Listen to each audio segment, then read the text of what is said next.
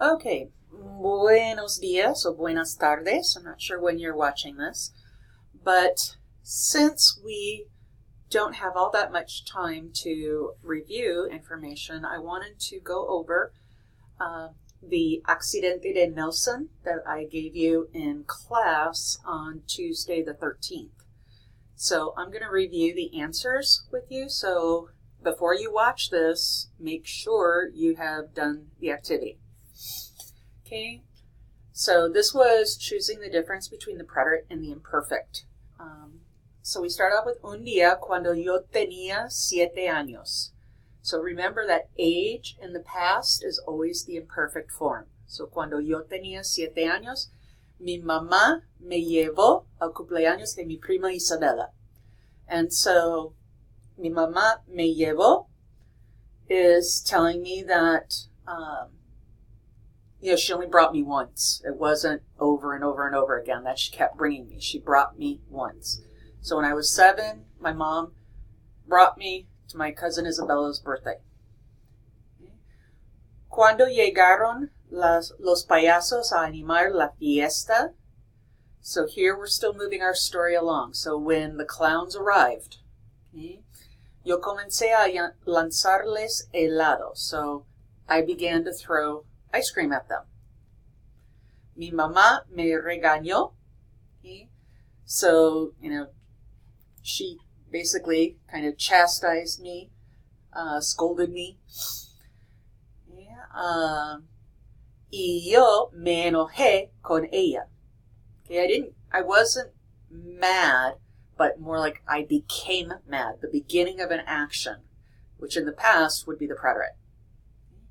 Estaba muy aburrido y empecé a correr por toda la casa. So I was very bored. That's a description, so that's why it's the estaba. It was given to you. Y empecé a correr, so I began to run. Again, we're focusing on the beginning of an action in the past. Por toda la casa, pero no vi que había una puerta de vidrio delante de mí. Okay, so I didn't see that there was. Okay? And so it's just description that, during this whole time, the glass door was there. It's just the fact that I didn't see it. So, que no había, that background description is going to be the imperfect. Okay? No había una puerta de vidrio delante de mí y me di con ella. And so I crashed into it. Okay? Me rompí la nariz y me corté la boca con vidrio. So I broke my nose and I cut my mouth on glass. So these are just actions that are moving our story forward. They didn't keep happening, they happened once. So mi mamá me llevó al hospital. So again, this is moving my story along. Y un doctor me puso una inyección para el dolor. So I began to run throughout the house. I did not see. And then some background information that there was a glass door in front of me. And I crashed into it. I broke my nose. I cut my mouth. My mom took me to the hospital. The doctor gave me an injection. Una enfermera me dijo que debía tener más cuidado al correr para evitar esos accidentes. Okay, so the nurse told me that I should be more careful. Okay? And she told me that I should be, not like when it's not a beginning or an end, but just that all the time, and this again in the past, debía tener más cuidado. Okay? Para evitar esos accidentes. Mi mamá estaba muy preocupada. Okay, so here we're describing her state. She was very worried. It's her state of being in the past. Y de pronto se sintió mareada. Now our key words here are de pronto. De pronto being suddenly. And suddenly tells me that there's a change, a beginning to an action.